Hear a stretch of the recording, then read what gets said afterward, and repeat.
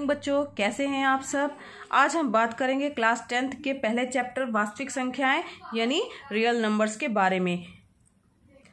बच्चों, पुरानी कक्षा में हम लोगों ने पढ़ा था कि वास्तविक संख्याएं क्या हैं, यानी समस्त परिमेय संख्याएं और अपरिमेय संख्याएं, इन दोनों को मिला दिया जाए तो वो हमारी क्या कहलाती हैं, वास्तविक संख्याएं। यानी परिमेय संख्या यानी रेशनल नंबर, परिमेय संख्या, ठीक है, और अपरिमेय संख्याएं, इन दोनों को मिला दिया जाए तो हमारा क्या बनता है, वास्तविक संख्याएं, ठीक है, यानी रियल नंबर्स बनते हैं हमारे। तो ये तो हमने जान लिया कि रियल नंबर्स क्या होते हैं।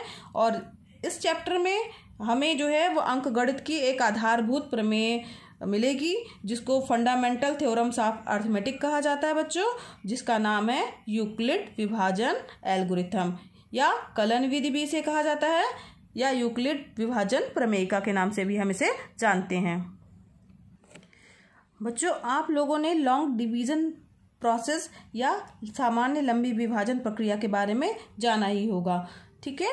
इसके द्वारा हम SCF निकालते हैं दो धनात्मक पूर्णांकों का। तो यही प्रक्रिया जो है यही प्रक्रिया जो हमारी यूक्लिड विभाजन प्रमेयिका या यूक्लिड डिवीजन एल्गोरिथम कहलाती है, या गणित की आधारभूत प्रमेय कहलाती है। तो इसी को लिखने का एक तरीका बस अलग है और उसे ही कहा जाता है यूक्लिड विभाजन प्रमेयिका। तो आइए जानें। तो बच्चों, इस प्रमेयिका के अनुसार दो धनात्मक पूर्णांक A और B दिए रहने पर ऐसी अद्वितीय पूर्ण संख्याएं Q और R विद्यमान हैं कि A = BQ + R, जहां पर R जो है वो B से छोटा है परंतु 0 के बराबर या तो 0 से बड़ा होगा, ठीक है बच्चों। तो चलिए आइए देखते हैं कि यूक्लिड विभाजन प्रमेयिका के द्वारा हम किन्हीं भी दिए गए दो धनात्मक संख्याओं का HCF कैसे ज्ञात करेंगे। बच्चों, एक एग्जाम्पल 135 और 225 जो है इसको लेकर के चलते हैं। इसका जो है हमें क्या ज्ञात करना है, HCF ज्ञात करना है। तो सबसे पहले हम जैसे लंबी विभाजन प्रक्रिया या भाग विधि के द्वारा करते थे, पहले उसे करके देखते हैं कि कैसे किया जाता है। 225 जो हमारी बड़ी संख्या है उसमें हम क्या करेंगे, छोटी संख्या से भाग देंगे। छोटी संख्या है हमारी 135, कितनी बार जाएगा बच्चों, ये एक बार गया, 135 0 9 बचा क्या हमारा 90। अब ये जो 90 बचा हुआ है बच्चों, इससे फिर से भाग देंगे। किस संख्या में भाग देंगे, जो यहाँ ऊपर दी हुई हमारी संख्या है, ठीक है। भाग देंगे, कितनी बार जाएगा, तो एक ही बार जाएगा, और 90 कम 90 हो गया, ये 90 हो गया। फिर इसके बाद 5 आ गया और यहाँ पे 45 आ गया। अब ये जो 45 है, ठीक है बच्चों, अब यहाँ यही प्रक्रिया करेंगे, दोबारा 45 से भाग देंगे। किस में भाग देंगे, जिससे हमने पहले भाग दिया था 90। अब भाग देने पे बच्चों देखिए क्या आ रहा है, 2 बार भाग जाएगा और 45 दूनी 90, ये हो गया हमारा शेषफल 0, ठीक है। तो अब ये हमारी विभाजन प्रक्रिया है और इसके द्वारा अगर हम HCF निकालेंगे तो हमारा क्या आएगा, 45 आएगा। तो यूक्लिड विभाजन प्रमेयिका जो है वो सेम यही है, इसी को कहा जाता है, मगर इसको लिखने का तरीका जो है वो चरण में हो जाता है। तो किस तरीके से इसको लिखेंगे, इसका प्रॉपर मेथड क्या है और हल कैसे करेंगे, इन क्वेश्चंस को आइए देखते हैं। सबसे पहले बच्चों लिखेंगे कि कौन सी संख्या बड़ी है। तो कौन सी संख्या बड़ी है, 225 बड़ी है 135 से, ठीक है। ये मैंने रफ वर्क बताया है, 225 बड़ी है 135 से। फिर इसके बाद हम क्या लिखेंगे कि यूक्लिड विभाजन प्रमेयिका से।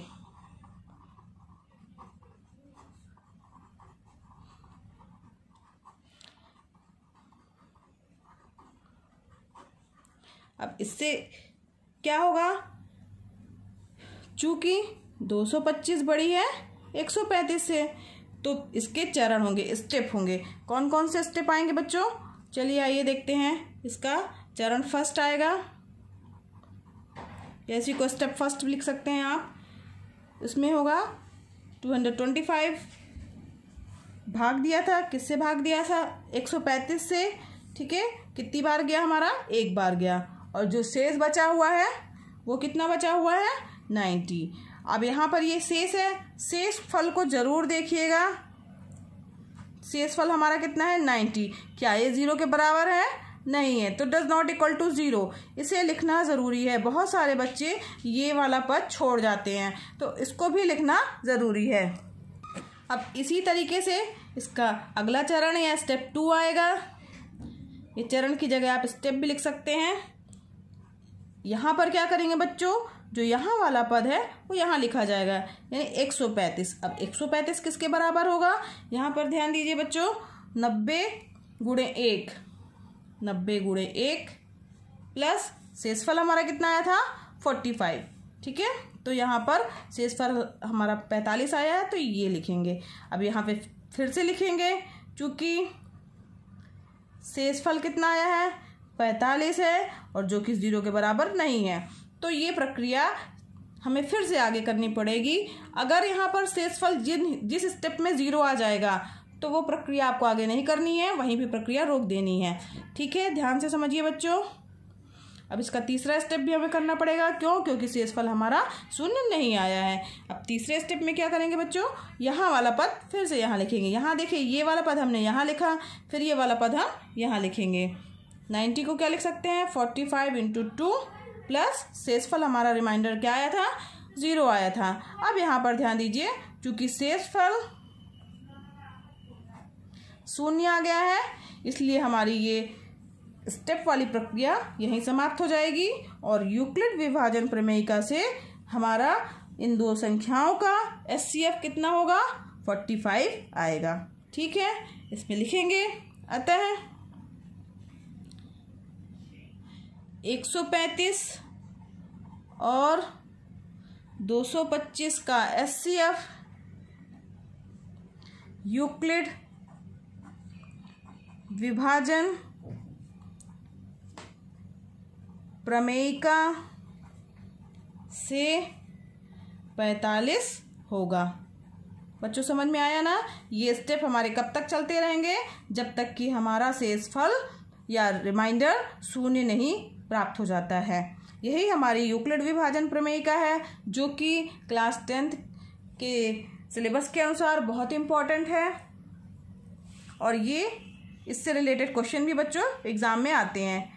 तो इसे अच्छे से समझिएगा और ध्यान से इसको हल करिएगा। इसके स्टेप जो हैं वो प्रॉपर होने चाहिए। साथ ही साथ जो है वो यहाँ पर साइड में जो लिखना है हमें कि शेषफल 0 के इक्वल टू नहीं है, इसलिए हमारा सेकंड स्टेप आया है, या इक्वल टू 0 नहीं है, ये भी लिखना हमें बहुत ज़रूरी है।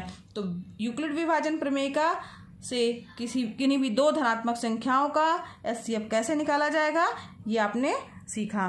बच्चों आपको समझ में आया हो तो ये वीडियो लाइक कीजिए, सब्सक्राइब कीजिए और साथ ही साथ शेयर भी कीजिए, ताकि सभी बच्चे इसका लाभ ले सकें।